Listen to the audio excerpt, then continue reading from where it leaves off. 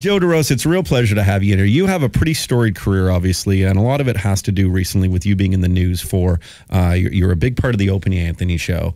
Here being on SiriusXM. Yeah. I mean, you were, and we know obviously what happened to Anthony. He goes on the, Anthony Cumia, he goes on this tirade in New York, and we don't have to get into that. And then you're very good friends with Joe Rogan, and you go on his podcast, and you talk about a little bit how, hey, you're kind of pissed off with this guy, it seemed like. Yeah. And what's the fallout been for you since that? It's just been a lot of trolling online, you know? I mean, the immediate, happenings or whatever afterwards were, I got a call, or I got a text, excuse me, from a mutual friend of me and Anthony's who works with Anthony on his show, and he said, would you want to call in to the show today to talk about yesterday? I said, yeah, sure. And I did. And I kind of restated everything I had said on Rogan's show. Anthony obviously didn't agree with me, but it was a very, very cordial discussion that ended with him saying, well, do you want to get a beer or something sometime? And I said, yeah, I think we both have a lot more to say about this. Look, it's this simple to me. He and I were good friends, and I simply expressed myself in my feelings that my friend had gone down a path I couldn't follow him down. And for anybody saying that you don't do that to a friend, I think that's complete bullshit. I think you do that for a friend. I think the good thing to do for a friend is to say, hey man, I don't agree with you anymore. Step that a line, it seems. Yeah. Like. So and the fallout of the argument has been that I have somehow thrown him under a bus, or somehow, not approached him properly for that, which I don't understand, because as I said on Rogan's podcast, I reached out many times. I wasn't able to get in touch with him. And through a series of slight interactions that I did have with him, I started to just kind of feel like our friendship maybe wasn't as valuable to him as I had thought it was. So not out of revenge or spite did I say, well, I now turn on you. I just said, okay, that's where we're at as friends. In addition to that, he's going down this other road, that further and further down it, that I'm not agreeing with. He was relentless, wasn't he? Yeah. So then I said, okay, where I'm at with this person, it's okay for me to just express this publicly, and I'll express it respectfully, which I did. And I still feel my debt to the Opie and Anthony show for what they did for me over the years. Helps put you on a massive platform. Absolutely. They are huge. Next to Stern, probably the biggest show, comedy show of its type. Absolutely. Yeah. And I also said, too, that I was sad that to see my friend, a person that I considered a friend, in the place that he was in. I mean...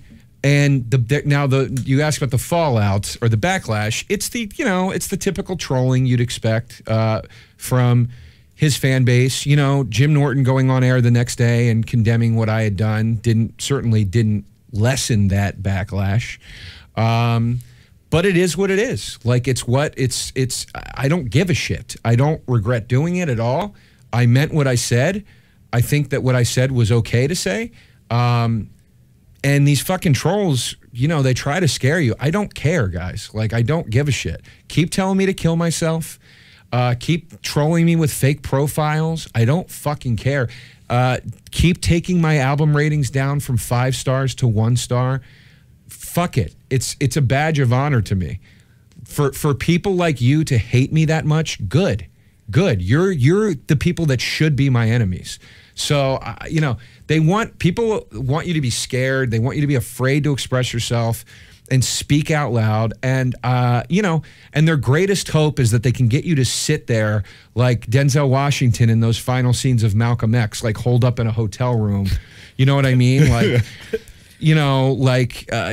With people telling you to be afraid and to cancel your speech or whatever it is you're going to do. And it's no, none of us are doing that. None of us are going to do that. And when I say none of us, I mean anybody that just wants to express themselves honestly. All these people saying you should have done this and you should have done that. Well, and I said this to Anthony. I didn't do anything he didn't do. He said what he felt when he felt like saying it. I did the same thing. Yet somehow I was more indebted or responsible to clear my statements with somebody first, And what's the craziest thing to me is is the people that are speaking out against me right now, and it's not just trolls. There are people publicly doing it too, comedians. The people that are speaking are saying things like, "Oh, he made it too personal," and he should have just kept his mouth shut, and he threw his friend under the bus, and things of that ilk. And it's like, so let me get this straight. I'm not the guy that went on a racist tirade on Twitter. I'm not the guy that said he wasn't going to apologize for it. I'm not the guy that appeared, whether it was by accident or not, on a white nationalist radio show. And I'm not the guy that was tweeting very questionable stuff about Ferguson and that whole situation. Yet I'm somehow out of line here and owe people apologies because I just said I didn't like any of that stuff and I felt like I couldn't be friends with a person doing that anymore. I'm the one that went on his radio show and talked to him about it. Completely respectfully. We had a very calm discussion, and I'd be willing to have a million more calm discussions because it's important enough to me to feel like when somebody's on that road, I want to try to get them to see the other side of it. My attitude isn't fuck this guy. My attitude is, hey, dude, like, I think like this is a better way. Now, again, he probably doesn't agree with me, but that's how I feel. You know, but so a couple things there. Yeah. One, wouldn't it be kind of cool to have that kind of support from a lot of fans who know you do something wrong but are diehards and still just for some reason pave the way for you to do more and are okay with it? I find that kind of neat. Yeah, that he's got those kind of things. Yeah, that's what I'm saying. It's wild to me, and in a joking way, like the way they do the Jocktobers and stuff, and they'll crush other people, their fans. I mean, they are diehard Opie and Anthony supporters, even though now they've kind of gone their own ways. And in a way, part of me goes, well, it's kind of neat to have that support. In the same way, I've always wanted a stalker because it's so flattering. Well, I mean, I'm sure it is very flattering. I'd like to say, on behalf of my fans, I'm lucky enough to have the same kind of fans. Exactly. But my fans don't do disgusting things like call people who express unlike-minded opinions cunts and trash and slurs of every kind. I've been called every slur of every kind. These people, by the way, you know, for anybody listening that thinks like, oh, I'm whining or something right now, I'm not whining. I don't care. When I say I don't care this is happening, I mean like it's not going to affect me in any way. It's giving me no regrets and I will not stop. But, you know, where I do care is my black comedian friends that have come out on Twitter and said things have been called multiple racial slurs. It's terrible. Absolutely heinous. Yeah. I have been called multiple racial slurs. I have been called faggot repeatedly. I have been told to kill myself repeatedly. Probably at least in the beginning it was several times a day, but the last few days it's at least 1 to 3 times a day. I have been told that some people that have said stuff about my mom, like, because I talked about how my mom had cancer on Opie and Anthony years ago, and people are writing things like "fuck him and his dead mom" and "fuck you and your dead mom." It really, truly is. Yeah, and it's despicable, disgusting comments. We all know that it is gross. It's really gross, and it's like this is the mentality that social media has allowed for now. Anybody, no matter how heinous their set of beliefs is, can find a group of like-minded people out there. And they can do this fake power and numbers thing. Because half of these profiles that are tweeting at me are coming from the same people. Oh, yeah, they'll create 8 at a time because they don't have jobs. Exactly. Yeah, exactly. I wrote today online, if anybody gave a shit about what you thought, you wouldn't have to tweet it. Exactly. There'd be someone of significance in your life to express this to. You might not even have the time to tweet it. Exactly. So, you know, I'm very proud to say that I lost maybe only 300 followers. I gained about 500 new followers. So the 300... You go on Twitter analytics too once in a while? I don't go on the analytics. Okay. I just saw it happen. It was happening so quickly. I was like, okay, we're down 200. Yeah. Now we're up. But so I lost 300 people that had I known they were there from the beginning with this kind of mentality, I wouldn't have fucking wanted them there to begin with. I'm glad you're gone. I gained 300 plus another 2 that are the type of people I want behind me. The other people that stayed with me. And I've received less frequently because, you know, rational, calm people don't write letters and things like that, as Bill Hicks once said. But I've received beautiful, beautiful messages from people in support of this. And like, you know, none of it was done as a pose or to start some kind of back and forth war. None of it. all I did was say, I don't think I can do this with this guy. And my take on it as a layman, because the truth is this, I've been so focused really on my own career, my own show, trying to grow what we have going here, is that you just seem like a real candid individual without trying to raise controversy. Right. And I don't know much about your history on the show and the guys. And of course, everyone's seen some of their viral bits who don't follow them religiously, because really we just haven't had the time here. And I also don't want to ever emulate someone else. And that's typically why I don't watch or listen to a lot of people. But the thing, though, I feel, and maybe I'm wrong, it just seems like you on your career path have just evolved as a human being. Much like you said, you don't even go on porn sites as much anymore. And is that part of it, you aging, you becoming more of a man, of a gentleman? And even though comedy is comedy and you're always going to offend people, but there is a line, and it's a fine line, and you have to understand where it is. But the second you really offend people away from the stage, which is there to make them laugh, I think that's when you cross it. Is that fair to say? Well, I think... I think there's different ways to interpret that sentiment, but yeah, I think essentially it is fair to say in certain ways. Like, look, my take is this: if it's being said in the form of entertainment, whether it's funny or not, you have a pass. You were trying to be entertaining. And if you fell short of that or failed or misfired or whatever, everybody makes mistakes. That's fine. I don't ever think anybody should apologize for making a joke. But when it's said when it's a real expression of yourself. And a real situation. But also, too, here's the thing I will say, too. And this is something Anthony and I discussed. He said he was proud of the way he handled himself when he went on Fox and with not apologizing. I respect him more for not apologizing, because I know it's like, okay, at least I know where you stand, man. Do you see what I'm saying? I know exactly what you're saying. Like, I don't want to see some guy fucking being a worm and going, oh, I'm sorry. And then I'm going, he doesn't believe that. He really thinks what he said. So, like, hey, I might not agree with where you stand, but at least I can respect you and say, like, okay, that's your take, but you're being honest about it. You know what I mean? So I don't like fake apologies as much as anybody dislikes them, but I just think it's entertainment, and that's something that's been lost in this whole discussion, is that people keep saying, like, I'm hearing this reoccurring thing about, like, well, what about, you make jokes about this. We're not talking about jokes. We're talking about, like, real statements. And you have the right to disagree with real statements. You have the right to disagree with jokes. I don't believe in that, but, like, you have the right to. I don't understand, though, how somebody can tell you that you can't disagree with somebody's real belief system and then tell you that somehow you're condemning freedom of speech. That's not what freedom of speech is. Freedom of speech, this is like the oldest, most cliche fucking freedom of speech argument in the world. You have the right to yell fire or you have freedom of speech, but it doesn't mean you have the right to yell fire in a crowded theater. That's the oldest free speech argument in the book, and that defines it. That's it. So I can't believe that people still, in this day and age, are saying things like, I can't believe somebody get fired over something they said. Well, that's how jobs work. Once you potentially compromise the income of the company, they might fire you.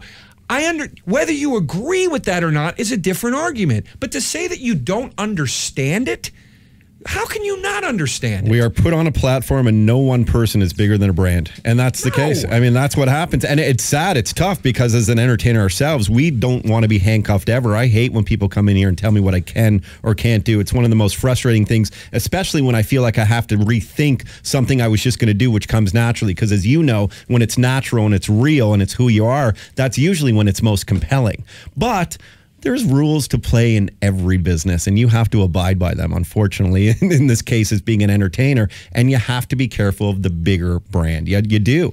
Right. And you're lucky, though, because you get out there and you get to do stand-up where it's your own stand-up. That's when you own it for those moments. Do guys like Anthony and Opie, and I don't know this, I'm asking you just because out of me being naive, do they, because a lot of radio show hosts, for instance, me, I'm the worst comedian in the world. I've tried it twice, would never even attempt it.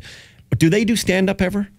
these guys? I don't think they ever have. And I think that's the difference. As a comedian, you represent yourself up there. So if you're getting anyone in trouble, you're at a different form. But when you're a radio show host or a TV talk show host or whatever, there is usually someone who's the bigger parent figure that's out there. Unless you want to now go and try and get subscription based online on a website, which I'm sure can be very profitable with a loyal fan base. But there's still something to be said about having access to millions and millions of people as opposed to maybe a few 100,000. Sure, and like I don't like the fact that so many of us are at the mercy of the corporate sponsor or whatever. I don't like that, and I think it should be attempted to be avoided at all costs. Sometimes it's inevitable. So I know for me, I've tried to stay as rogue as I can outside of that. As much as I humanly possibly can, I'm going to try to stay outside of that.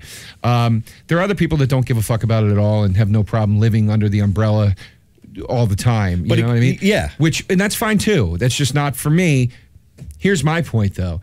When you're looking at a case of somebody that does work for a company that is under a very corporate umbrella, and then they say something off company time, and then they get fired for that, and then people go, I don't understand, this is bullshit. It's like, you know what? I think he probably would have had a better chance if he said it on the show, because then maybe it could have been spun somehow into a bit or something that looked sort of like entertainment. But it's like, I don't understand how people are so like head scratching over this. Again, whether you agree with it or not is a different story. Joe, I got a question for you, Joe. I've listened to Opie and Anthony for years, and you have? You're fired. No, they're great. Of course, I've listened to him. I've listened. You're freaking me out, Tommy. By the way. Tommy, back up. You're so awkward with the camera. He doesn't normally do that. We have another kid who's like so unassuming, and this guy's like just in your face. He's a nice guy. It's his birthday today and everything, so we'll be nice to him. Yeah. It's a small room. I can smell your dick from here, so just keep the camera there, and then your dick aroma out of my circle of non-dick aroma. Right. I've listened to Opie and Anthony for a couple of years, and it seems to me that Anthony said some pretty racist shit on the air. Has anyone ever taken him to task, behind the scenes, or not even behind the scenes, but like for what he said on the air? Because looking at the Twitter, I've read what has happened with him, and from my outlook, he said way worse stuff on the air, and that's not me condoning what he said off the air or on the air, but on the air, he said some pretty rancid shit over the years. Yeah, I in all honesty, I was never a big listener of the show because I never had SiriusXM, and when I lived in Philly, they were only in Philly for like the afternoon time for a short period of time, and I was never like in my car at that time. Yeah. So when I finally started doing the show, it was when I moved to New York. It was right at the tail end of the K-Rock thing, and quite frankly, I wasn't getting up at 6 a.m. to listen to anything. Yeah. You know what I mean? So I was never a huge listener of the show until I started, or becoming, I knew what the show was, but I didn't become terribly familiar with anything until I started doing it. And even then, I was only kind of knowing like what I would experience in the room. Yeah. All the time when I was on, this is all in the old shows, they would say, hey, do you know this thing? And I'd be like, I don't know what you're talking. There's no reference point for you. Yeah, they bring up bits and I wouldn't know what they were talking about. So so it's only been recently that that's been brought to my attention, like some of the other stuff that he has said in the past. I certainly know that he had an aggressive, for lack of a better way of putting it, stance on this, or a hard stance on this sort of stuff. But I'd always kind of thought it stopped at, him, me not agreeing with him being like a sort of Zimmerman, I don't know if Zimmerman sympathizer is the right way to put it, but you know what I mean? Like he was trying to say that like, he's very outspoken about siding with Zimmerman during that whole thing. So there were moments like that where I was like, oh, I don't know, man. Like, I don't know if I agree with this. And like, and I don't know how I feel about this, but it was never anything where I was like, oh, wow, that's fucked up. And this is another thing I said too, was after even you just get difference of opinion. And that, you're like a dude in a hockey fight. Like we have jobs to do. We can hate each other, but at the end of the day, I respect you for doing that job. Whether I'm not going to agree with you doing it that way, but you respect them at least the job they do. Is that fair? It's fair. It's fair to not respecting the outcome, but respecting what they do. I respect somebody for being who they are. Yes. Whether I agree with it or not. Okay. You know, but that doesn't mean that I think racism's okay. No. Do you know what I'm saying? I do know what you're saying. And no one should think that way. No one. Yeah. No one ever. But I'd rather encounter an honest racist than a wormy, you know, the sly one. Diplomat. You know what I mean? Like, I do. So, yeah. So, I mean, but better the devil you know than the devil you don't, sort of thing. Yeah, exactly. Yeah. I'm not worried if I can see the horns. You know, like it's when you can't that you have problems. So, like it's especially when those horns are getting stuck right up your ass. Up your ass, and in the dick hole too.